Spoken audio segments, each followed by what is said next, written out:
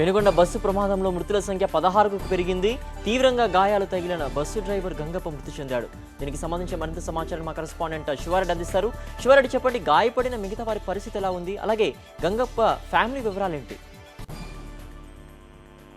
ఇటు అనంతపురం జిల్లాలో జరిగిన ఘోర దుర్ఘటనకు సంబంధించి మృతుల సంఖ్య పెరుగుతుంది. ఎందుకంటే కొద్దిసేపటి కిందటే పెనుకొండ బస్సు దుర్ఘటన సంబంధించి మృతుల సంఖ్య 16 చేరింది. ఎందుకంటే గత 5 రోజులుగా బెంగళూరులో చికిత్స పొందుతున్న ఆర్టీసీ డ్రైవర్ గంగప్ప ఈ తెల్లవారుజామున మరణించారు.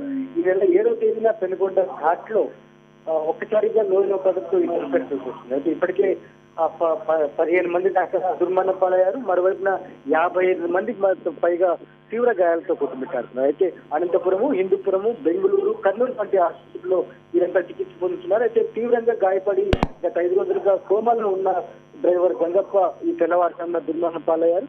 ఆయన కుటుంబం పూర్తి స్థాయిలో విషాదంలో మునిగిపోయింది. ఎందుకంటే ఆయనకు ఒక కూతురు, అదేవిధంగా ఒక భార్య ఉన్నారు. వారి ఆర్థిక పరిస్థితి కూడా చాలా ధైర్యంగా ఉన్నట్లు గ్రామస్తులు పేర్కొంటూ ఉన్నారు. ఎందుకంటే AP 201053 ఈ నంబర్ కలిగిన ఆర్టీసీ బస్సు పల్లెలకు బస్సు ఒకసారిగా మడక్సిరి నుంచి పెనుకొండకు వస్తుండగా ఉలోవిలకు ఒకసారిగా ఉరికిపడింది.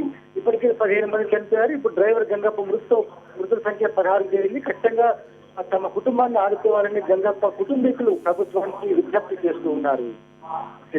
Okay Shiva Reddy, thanks for the updates.